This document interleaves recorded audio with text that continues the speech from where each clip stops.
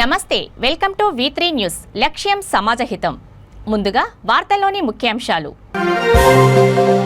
తెలంగాణ పోరాట చరిత్రను ప్రతి ఒక్కరికి చెప్పాలి.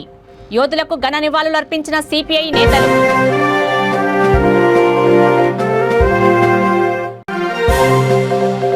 సింగరేణి కాంట్రాక్ట్ కార్మికులకు వసతులు కల్పించాలి.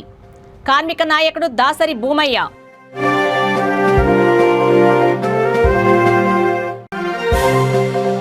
అంతర్రాష్ట్ర నేరస్తుడు అరెస్ట్. బంగారం, వెండి, కారును స్వాధీనం చేసుకున్న నాచారం పోలీసులు.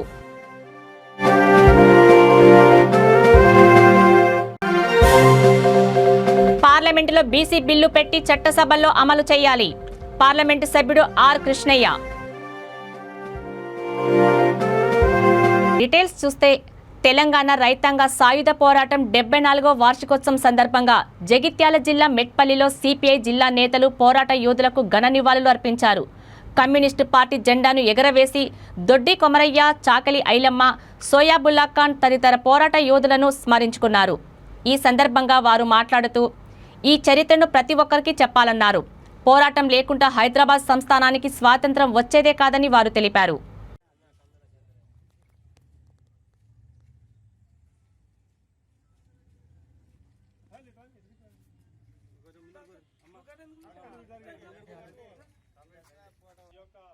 తెలంగాణ రాష్ట్రంలో ఉన్నటువంటి రావి నారాయణ రెడ్డి, బద్ద వెల్లారెడ్డి, మక్తు మొయినుద్దీన్ ఈ తెలంగాణ సాయుధ పోరాటానికి పిలుపునిచ్చిండు.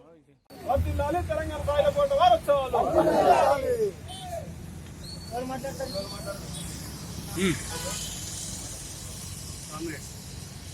ఈరోజు మనం తెలంగాణ సాయుధ పోరాట వారోత్సవం ఏంటిది? తెలంగాణ సాయుధ పోరాటం ఈ వృత్తి కోసం, భూమి కోసం, విముక్తి కోసం జరిగిన పోరాటం. తెలంగాణ ప్రజల విముక్తి కోసం, నాగరిక భూస్వామ్య వ్యవస్థకు, జమీందారీ ధనానికి, దున్నేవాడికే భూమి అనే నినాదంతో జరిగిన పోరాటమే తెలంగాణ సాయుధ పోరాటం. ఈ దేశానికి స్వాతంత్రం వచ్చినా నిజాం నిరంకుశ పాలనలో భూస్వాములు, జమీందారులు రాచరికం పేరుతో మనం దోచుకోవడం మొదలుపెట్టారు.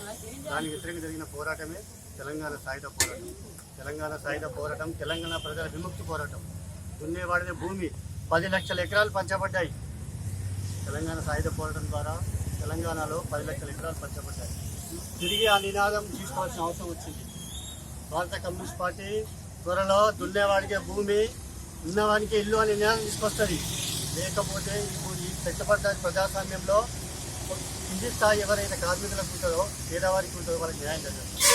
ఇంకా కార్మికులారా, మార్చి చెప్పిన ప్రపంచ కార్మికులారా, 1947 ఆగస్టు 15 స్వతంత్రం వస్తే మనకు స్వతంత్రం రాని పరిస్థితులు ఉంటే అప్పుడు తెలంగాణ రైతాంగ సాయుధ పోరాటానికి బద్ద వెల్లారెడ్డి, రావి నారాయణ రెడ్డి, మక్తు మొయినుద్దీన్ పిలిపివ్వడంతో మా నిజాం నవాబు రాచరిక పాలన, జమీందారులు, జాగీర్దారులు, ఈ భూమి పెత్తందారులంతా వాళ్ళ చేతిలో ఉండే దున్నేవాడికే భూమి కావాలని ఆ రోజు నినాదం ఇచ్చి మరి సెప్టెంబర్ 11 నుంచి 17 వరకు సాయుధ పోరాటానికి పిలిపించడంతో అప్పుడు నిజాం నవాబు ఇది పెద్ద ఎత్తున ఆందోళన పోతుందని చెప్పి, వేరే రైట్ పోతుందని చెప్పి వెంటనే మన హైదరాబాద్ సంస్థానాన్ని మొత్తం మన విలీనం చేసి భారతదేశంలో మనకు ప్రజాస్వామ్యాన్ని మరి హక్కులు పుట్టించిన రోజు. కాబట్టి ఈ ఒక తెలంగాణ సాయుధ పోరాటం ఏ ఒక్క పార్టీ కాదు, ఇది ప్రజలది. పేద కష్ట కమ్యూనిస్టు పార్టీలే ప్రధానంగా దీనికి పోరాటానికి పిలిపించిండు.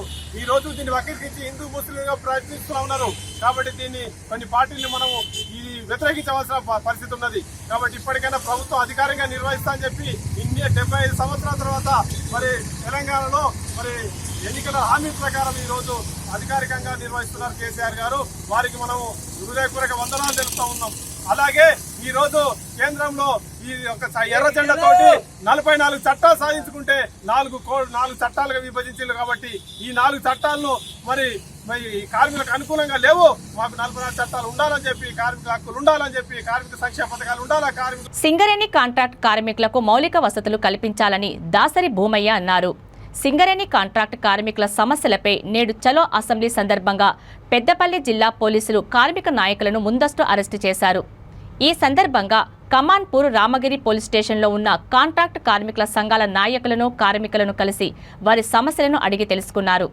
అనంతరం ఆయన మీడియాతో మాట్లాడుతూ రాష్ట్ర ప్రభుత్వం కాంట్రాక్ట్ కార్మికులపై చిన్నచూపు చూస్తుందన్నారు. తెలంగాణ రాష్ట్రం ఏర్పడితే కాంట్రాక్ట్ అవుట్సోర్సింగ్ కార్మికులను పర్మనెంట్ చేస్తామని ఇప్పటి వరకు చేయలేదని ప్రశ్నించారు.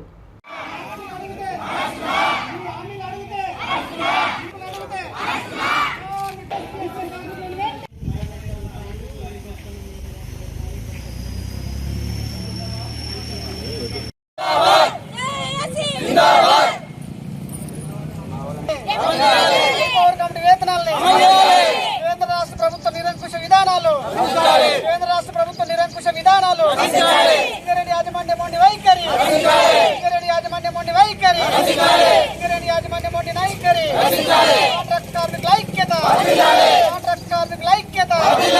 కాంట్రాక్ట్ కార్మికుల ఐక్యత వెంటనే అమలు చేయాలి హై పవర్ కమిటీ వేతనాల్ని.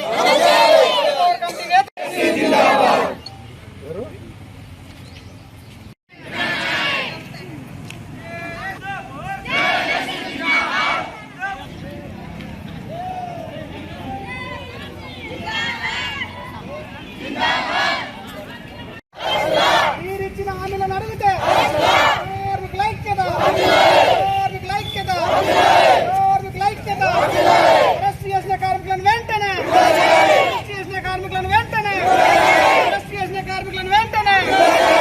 కార్మికుల ఐక్యత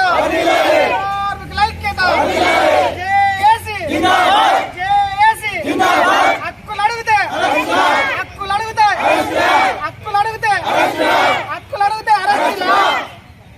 పోతుందంటే ఒకే ఒక కారణం, అధికారులు విపరీతంగా అవినీతి పెరిగిపోయింది. ఇవాళ జిఎం పై అధికారులు దీని ఏమంటారు, ఆ మట్టి పంది ఇస్తారు, దాన్ని ఓవర్ బర్డెన్, దాని మీద ఒక క్యూబిక్ మీటర్ దొంగతనంగా చేస్తే లక్షల రూపాయలు దోసుకుంటా అన్నారు. ఇవాళ కాంట్రాక్టర్లు అధికారులు కుమ్మక్కై వేల కోట్లు లక్షల కోట్లు దోసుకుంటా ఉన్నారు. అన్నిటికంటే సిఎండి ఎవరైతే శ్రీధర్ నాడో అత్యంత అవినీతి పరుడు. అతను ఎంత సంపాదించండి ఆ లెక్క మొత్తం మా దగ్గర ఉంది. మా 7200 అంటే మా తీర్మానం టీం 7200 అంటే 7200 మంది అత్యంత అవినీతి పరులు, రాజకీయ నాయకులు, అధికారులు మొత్తం ఈ తెలంగాణ సమాజాన్ని పట్టి పీడించారు. వాళ్ళ జాబితా అంతా తయారు చేసినాం. అందులో శ్రీధర్ సిఎండి కూడా ఉంది పేరు. 7200 మందిలో ఆయన కూడా ఉన్నాడు. ఇవాళ ముఖ్యమంత్రి కుటుంబ సభ్యులందరూ కూడా ఉన్నారు. నేనేమంటా అంటే ఒక 30,000 మందిని పర్మనెంట్ చేయడం ద్వారా వాళ్ళ జీవితాలు 30,000 కుటుంబాలు బాగుపడతాయి. అంతేకాని వీళ్ళతో సింగరేణికి నష్టం లేదు పర్మనెంట్ చేయడం ద్వారా. మీరు ఒకవేళ అది నష్టం జరగదు సింగరేణి కంటే ఎన్నో మార్గాలు అన్వేషించవచ్చు. మీరు ఈ అవినీతిని రూపాప్తే ఇంతకంటే ఇంకా 30,000 మందిని అదనంగా కూడా మీరు పర్మనెంట్ ఉద్యోగం తీసుకోవచ్చు. అంతరాష్ట్ర నేరస్తుడు కిరణ్ కుమార్ను నాచారం పోలీసులు అరెస్టు చేశారు. తెలుగు రాష్ట్రాల్లో తాజాగా 6 కేసుల్లో ఆయన నిందితుడు. మల్కాజగిరి ఏసీపీ కార్యాలయంలో ఐపీఎస్ రక్షిత మూర్తి మీడియాతో మాట్లాడారు. 13.5 తులాల బంగారం, 75 తులాల వెండి కారును స్వాధీనం చేసుకున్నట్లు ఆయన తెలిపారు. నిందితుడి నుండి పోలీసులు ఒక స్కూటీని స్వాధీనం చేసుకుని కోర్టు ముందు హాజరుపరిచారు.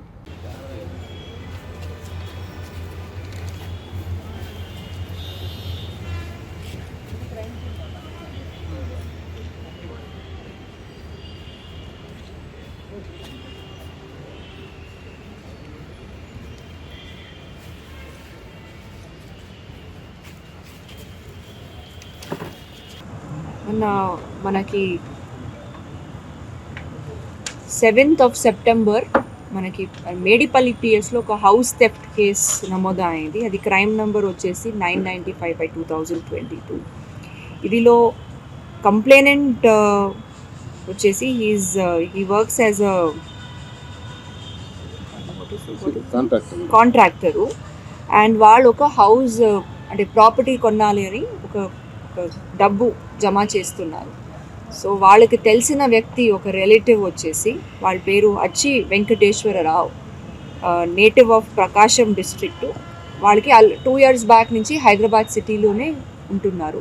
సో అట్లాగే ఫ్యామిలీకి కూడా పరిచయం అయ్యారు.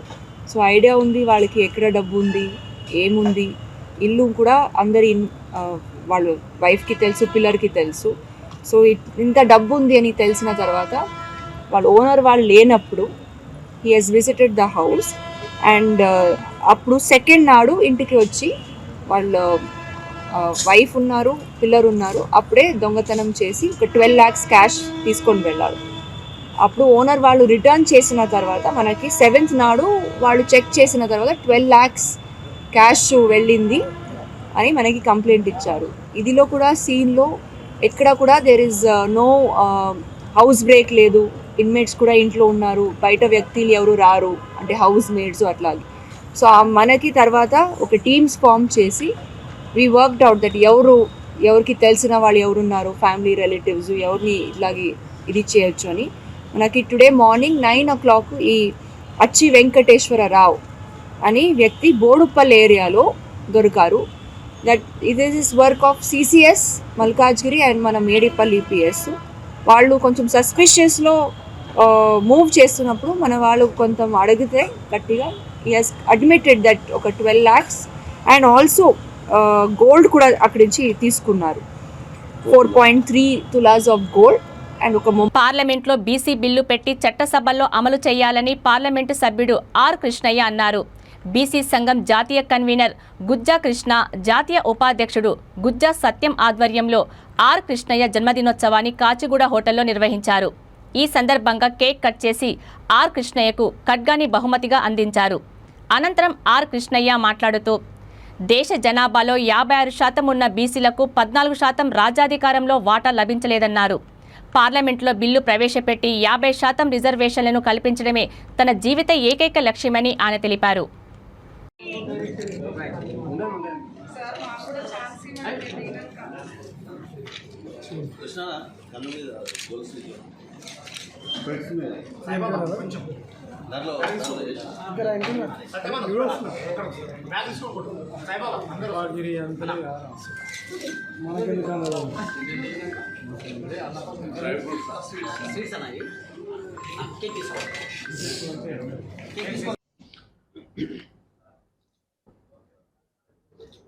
దేశ జనాభాలో 56% ఉన్నటువంటి బీసీలకు 75 సంవత్సరాల స్వతంత్ర దినోత్సవాలు గడిచినప్పటికీ ఇంతవరకు రాజ్యాధికారంలో 14% వాటాలు లభించలేదు.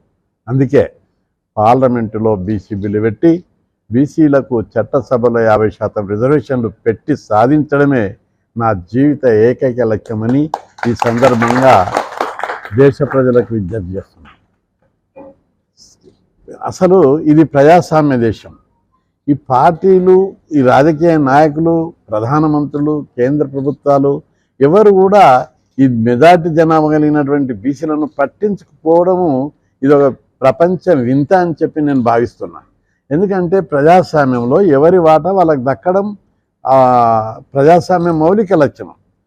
రెండవది, రాజ్యాంగంలో పేర్కొన్నటువంటి సామాజిక న్యాయము ఇంతవరకు ఈ కులాలకు అందలేదు. విద్య, ఉద్యోగ, ఆర్థిక, రాజకీయ, సామాజిక రంగాల్లో ఎవరి జనాభా ప్రకారం వాళ్ళకు వాటా దక్కాలి. అది ప్రజాస్వామ్యం మౌలిక లక్షణం. ఇంతవరకు దక్కకపోవడం అనేది ఇది నిజంగా ప్రజాస్వామ్యానికే సవాల్గా ఉంటుంది.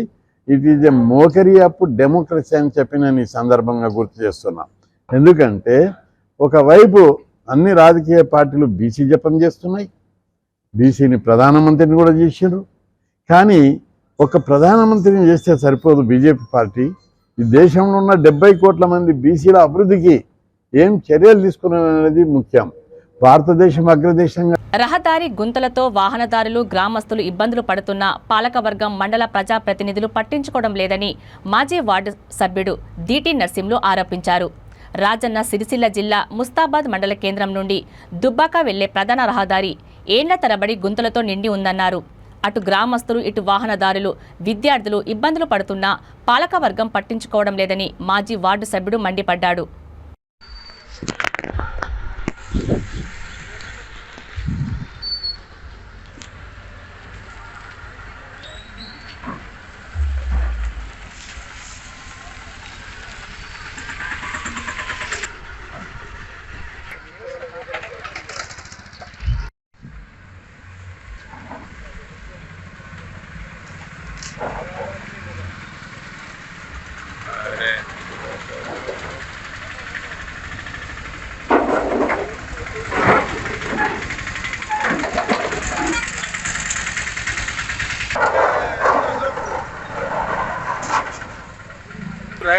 అంటే దారిని పొందు గొంతులు అవి ఏం చేయమంటారు?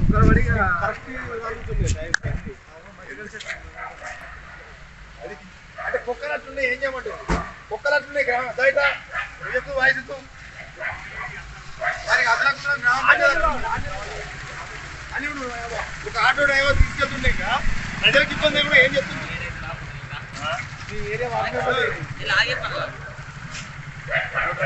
మెటీరియల్ ఏంది ఇది పట్టించుకోవాల్సిన అవసరం ఉందా లేదండి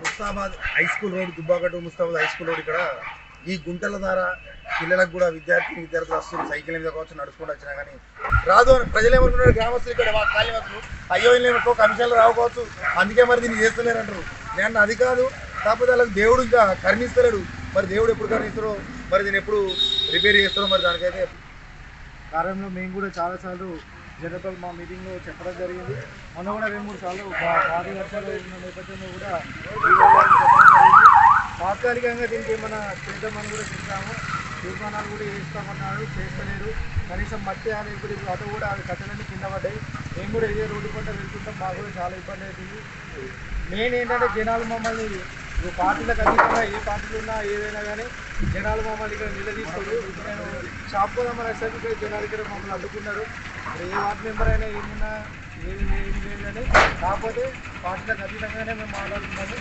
వార్డు మెంబర్లు కూడా ఇక్కడ చాలా ఇబ్బంది అవుతుంది మమ్మల్ని జనాలు నిలదీస్తున్నారు నేను ఏం సమాధానం చెప్పాలో మాకు కూడా అర్థమవుతుంది దీని నిర్లక్ష్యం ఈవో గారు బాగా నిర్లక్ష్యం చేస్తున్నారు సర్పంచ్ గారు కానీ ఈవో గారు కానీ దీనిపై ఇంటికి స్పందించాలి తాత్కాలికంగా దీని రోడ్డైనా మట్టితోనైనా దేనైనా కూర్చోవాలని కోరుకుంటున్నాను. పెద్దపల్లి జిల్లా రామగుండం ఎరువుల కర్మాగారం జాబ్ స్కామ్లో తమకు న్యాయం చేయాలంటూ మున్సిపల్ టీ జంక్షన్ అంబేద్కర్ విగ్రహం వద్ద బాధితులు ధర్నా చేపట్టారు. అఖిల పక్షం పేరుతో ఎమ్మెల్యే కోరకంటి చందర్ కాలయాపన చేస్తున్నారని వారు ఆరోపించారు. ఆర్ఎఫ్సిఎల్ ఉద్యోగాల కుంభకోణంలో ఆరోపణలు ఎదుర్కొంటున్న ఎమ్మెల్యే దొంగ అన్నట్టు వ్యవహరిస్తున్నారని వారు ఆగ్రహం వ్యక్తం చేశారు. పర్మనెంట్ ఉద్యోగం కోసం భూములు బంగారం అమ్ముకున్నామని బ్రోకర్ల నుండి తమకు డబ్బులు తిరిగి ఇప్పించాలని వారు కోరారు. న్యాయం జరిగే వరకు పోరాటాలు నిర్వహిస్తామని అవసరమైతే అసెంబ్లీ ముట్టడికి వెనకాడేదే లేదని వారు హెచ్చరించారు.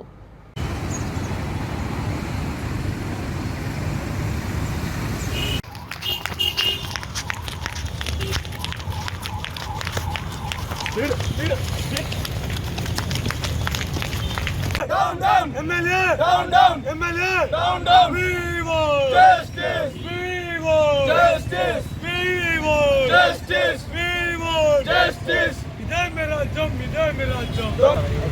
అరే! ఆర్ఎఫ్సిఎల్ బాధితులకు వెంటనే న్యాయం చేయాలి. ఆర్ఎఫ్సిఎల్ బాధితులకు వెంటనే న్యాయం చేయాలి. రాజ్యం ఇదే మీ రాజ్యం. దొంగల రాజ్యం, దోపిడీ రాజ్యం. ఇదే మీ రాజ్యం, ఇదే మీ రాజ్యం. దొంగల రాజ్యం, దోపిడీ రాజ్యం. ఆర్ఎఫ్సిఎల్ బాధితులకు వెంటనే న్యాయం చేయాలి. ఆర్ఎఫ్సిఎల్ బాధితులకు వెంటనే న్యాయం చేయాలి. ఇదే మీ రాజ్యం, ఇదే మీ రాజ్యం. దొంగల రాజ్యం, దోపిడీ. Justice! We want justice! We want justice! అన్న, నా పేరు శిరిశెట్టి సుమన్. మాది పెద్దపల్లి కాన్స్టిట్యున్సీ మారడుగొండ విలేజ్. నేను గత సంవత్సరం నుంచి అయ్యా నేను పలానా వ్యక్తికి డబ్బులు ఇచ్చినా 8 లక్షలు పెట్టి మోసపోయిందని రామగుండం కాన్స్టిట్యూంట్ ఎమ్మెల్యే గారికి పదే మా కాన్స్టిట్యూంట్ ఎమ్మెల్యే నుంచి కొప్పులీశ్వర్ దగ్గర నుంచి ఫోన్లు చేయించి అయ్యా నా పరిస్థితికి ఇదని చెప్పి రాష్ట్ర ప్రజలందరికీ తెలియజేసిన. అయినా ఇప్పటి వరకు ఎమ్మెల్యే కోరకంటి చందర్ గారు నా పట్ల ఇంతవరకు కొంత కూడా స్పందించలేకపోయారు. ఇప్పటికీ 3 నెలలు అవుతుంది తన క్యాంప్ ఆఫీస్ చుట్టూ తిరగబట్టి. కనీసం మా ఇంట్లో తినడానికి తిండి కూడా లేవని చెప్పి మీడియా పరంగా కూడా నేను తెలియజేసుకున్నా. తీర్మార్ మల్లన్న దగ్గర కూడా ఈ విషయాన్ని తీసుకుపోయినా నేను. అయినా కూడా ఎమ్మెల్యే చందర్ గారు ఇంతవరకు ఈ విషయం మీద ఎలాంటి స్పందన కూడా జరగలేదు. ఇప్పటి నుండి ఈ విషయం రాష్ట్ర ప్రజలకు తెలిసిన కాడ నుంచి నేను తిరిగేందుకు అదనంగా ఇంకా 20,000 రూపాయలు అదనంగా ఖర్చు చేసుకున్నాను. నేను తిరిగేందుకు నా తొవ్వ ఛార్జీలకు కానీ నాకు ఇబ్బందికి కానీ 20,000 రూపాయలు అదనంగా ఖర్చు చేసుకున్నాను. నీకు న్యాయం చేస్తానని ఎమ్మెల్యే చందర్ గారు అన్నారు. కానీ ఇప్పటి వరకు బాధితుల నుండి 1 రూపాయి కూడా మాకు ఎవరికి న్యాయం చేయలే. కనీసం ముంజా హరీష్ అనే మా తోటి కార్మికుడు మా అందరి కొరకు నేను చనిపోతాను. 10 రోజుల్లో ఎమ్మెల్యే రాజాసింగ్ను విడుదల చేయకపోతే హైదరాబాద్ను ముట్టడిస్తామని అఖిల భారత శ్రీరామ్ సేన జాతీయ అధ్యక్షుడు ప్రమోద్ ముతాలిక్ ప్రభుత్వాన్ని హెచ్చరించారు. ఆయన ఏమైనా టెర్రరిస్టా, ఎందుకు కలవనీయరని ప్రశ్నించారు. కర్ణాటక నుండి రాజాసింగ్కు కలవడానికి వస్తే ములాఖతుకు అనుమతించరా అని ప్రమోద్ ప్రశ్నించారు. తెలంగాణ రాష్ట్ర గవర్నమెంట్ ఒక ఎమ్మెల్యేపై అక్రమంగా పీడీ యాక్ట్ పెట్టడం తాము తీవ్రంగా ఖండిస్తున్నామన్నారు. कानून बाहिर उनको अरेस्ट करना एक गलत बात है. संविधान विरोधी है। तो मैं कहता हूँ हमारे 2-3 डिमांड है। एक, उनको अंदर फैसिलिटीज़ नहीं है, तुरंत सरकार को मैं कहता हूँ उनको टोटल फैसिलिटीज़ देना चाहिए। खाना हो, रहना हो, पेपर्स हो, सभी फैसिलिटीज़ देना चाहिए। ये कोई मर्डरिस्ट या टेररिस्ट या दंगे क्रिमिनल नहीं है, ये एक विधायक है। तो विधायक को अरेस्ट करना, तो वहाँ रखना एक नियमबद्ध है, तो वो नियम का उल्लंघन हुआ है।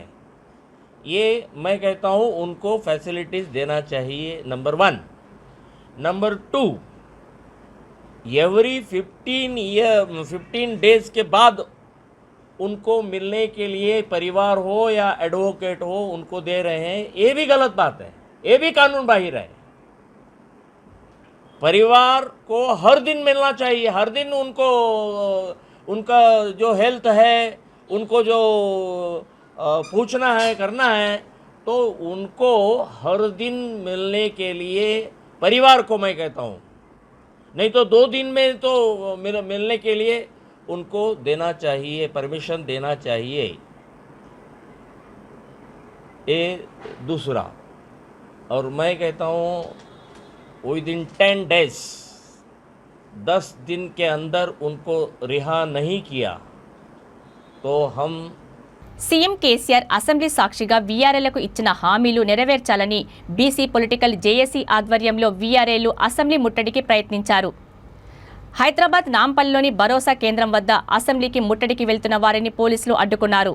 ముఖ్యమంత్రి హామీల అమలు కోసం వీఆర్ఏలు గత 41 రోజులుగా నిరవధిక సమ్మె చేస్తున్నారని, ప్రభుత్వం మాత్రం ఏమీ పట్టనట్టుగా వ్యవహరించడంపై జేఏసీ చైర్మన్ రాచాల యుగేందర్ గౌడ్ మండిపడ్డారు.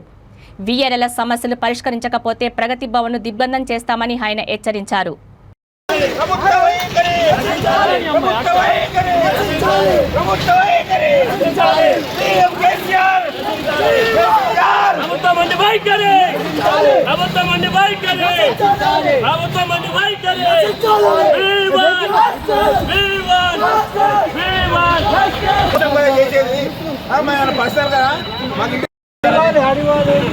రోడ్ సార్ ఇది, మీరు ఎక్కడ వెళ్తాం సార్? మా అక్కది ఎక్కడ వెళ్తాం? క్రిమినల్స్ మా అక్కల కోసం మేము చేస్తా ఉన్నాం సార్. మీరేంటి బ్యారికేడ్ చేసి వెంకటేశ్వర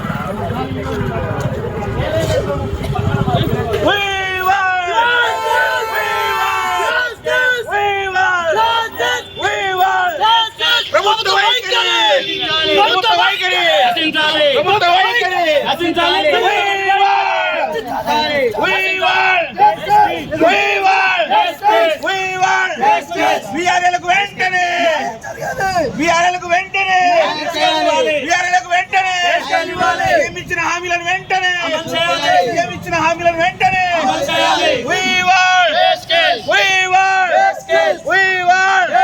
ప్రభుత్వం నిరంకుశ వైఖరి, ప్రభుత్వం నిరంకుశ వైఖరి.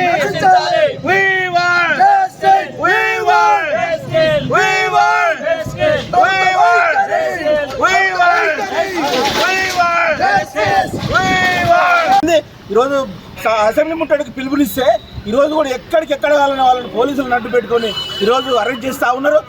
త్యాగమండి దగ్గర కానీ, ఇందిరా పార్క్ దగ్గర కానీ వేల మంది కూడా ఈరోజు రోడ్ల మీదకి వచ్చి అరెస్ట్ చేసి, అంటే నిరంకుశ ప్రభుత్వం ఈరోజు, నిరంకుశాలు ఉన్న ప్రజాస్వామ్యం ఈరోజు రాష్ట్రం అంతా కూడా గమనిస్తూ ఉంది. అనేక మంది కూడా చనిపోయిన పరిస్థితి. వీఆర్ఎల్ చనిపోతే కూడా ఏ ఒక్క మంత్రి కానీ, మంత్రులకు కానీ, ఎమ్మెల్యేలకు కానీ కనీసం పరామర్శించే సోయి కూడా ఈరోజు తెలంగాణ రాష్ట్ర మంత్రులకు లేకపోవడం ఈరోజు సిగ్గుచేటు, దౌర్భాగ్యం కూడా. కాబట్టి ఈరోజు ప్రభుత్వానికి కూడా దగ్గరలో ఉన్నాయి. ఖచ్చితంగా మీరు రాబో రోజుల్లో కూడా మిమ్మల్ని గద్దెదించి ఈరోజు ప్రజాస్వామ్యమైన ప్రభుత్వం కూడా ఈరోజు త్వరలో ఏర్పాటవుతుందని చెప్పి మేము ఆశాభావం వ్యక్తం చేస్తా ఉన్నాం. సికింద్రాబాద్లో ఎలక్ట్రిక్ బైక్ షోరూంలో భారీ అగ్ని ప్రమాదం జరిగిన ఘటనా స్థలాన్ని గ్రేటర్ హైదరాబాద్ నగర డిప్యూటీ మేయర్ మోతే శ్రీలత శోభన్ రెడ్డి పరిశీలించారు. ఈ ప్రమాదంలో 8 మంది ప్రాణాలు గాల్లో కలిసిపోయాయి. క్షతగాతులను యశోద హాస్పిటల్ గాంధీ హాస్పిటల్ ఆసుపత్రికి తరలించామని, లాడ్జ్లో చిక్కుకున్న పలువురిని ఫైర్ సిబ్బంది సేఫ్గా కాపాడిన విషయాలను ఆమె అడిగి తెలుసుకున్నారు. ప్రమాదానికి గల కారణాలను త్వరగా తెలుసుకోవాల్సిందిగా పోలీసులను ఆదేశించారు. బాధితులను ప్రభుత్వం అన్ని విధాలుగా ఆదుకుంటుందని, ఈ దుర్ఘటనలో మరణించిన వారికి ప్రభుత్వం 3 లక్షల రూపాయల ఎక్స్గ్రేషియా ప్రకటించిందని తెలిపారు. ఆమె వెంట టీటీయూసీ రాష్ట్ర అధ్యక్షుడు మోతే శోభన్ రెడ్డి తదితరులు ఉన్నారు.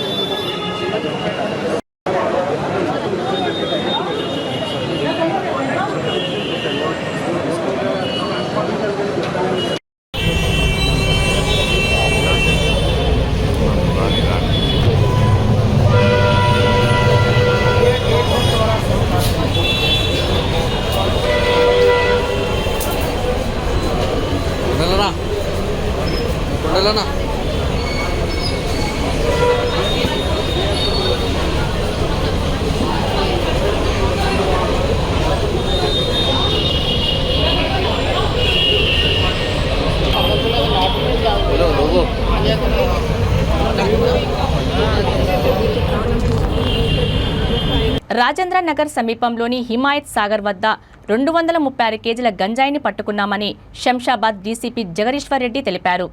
వైజాగ్ నుండి గంజాయిని లారీలో నాసిక్కు తరలిస్తున్నారన్న విశ్వసనీయ సమాచారం మేరకు హిమాయత్ సాగర్ వద్ద మాటు వేసి పట్టుకున్నామని అన్నారు.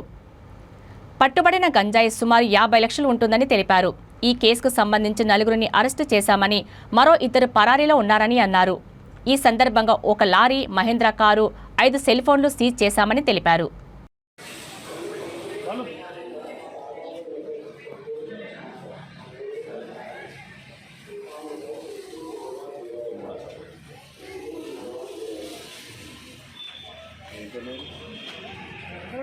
వెంకరెడ్డి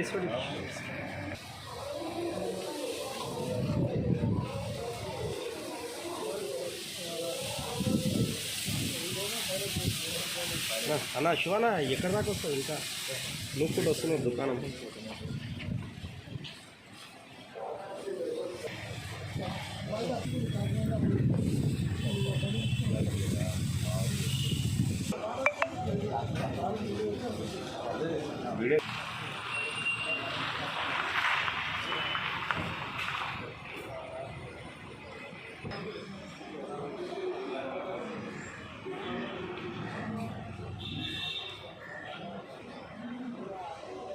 అందులో భాగంగా మన పత్తికుంట దగ్గర వాళ్ళని ఇంటర్సెప్ట్ చేసి పట్టుకోవడం జరిగింది.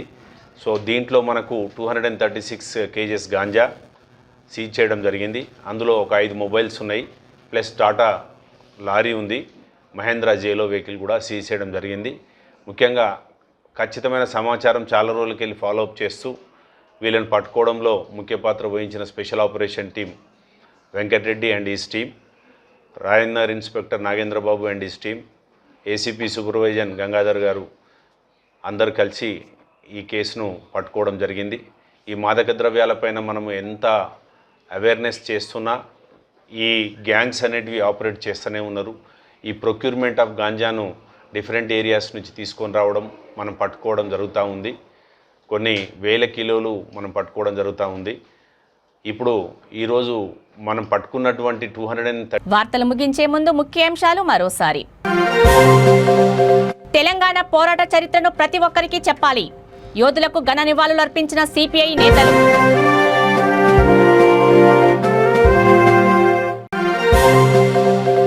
సింగరేణి కాంట్రాక్ట్ కార్మికులకు వసతులు కల్పించాలి. కార్మిక నాయకుడు దాసరి భూమయ్య.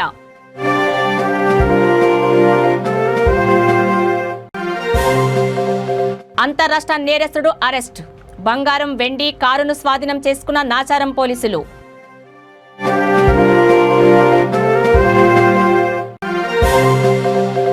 పార్లమెంటులో బీసీ బిల్లు పెట్టి చట్టసభల్లో అమలు చేయాలి. పార్లమెంటు సభ్యుడు ఆర్ కృష్ణయ్య. చూస్తూనే ఉండండి V3 న్యూస్. లక్ష్యం సమాజహితం. నమస్తే.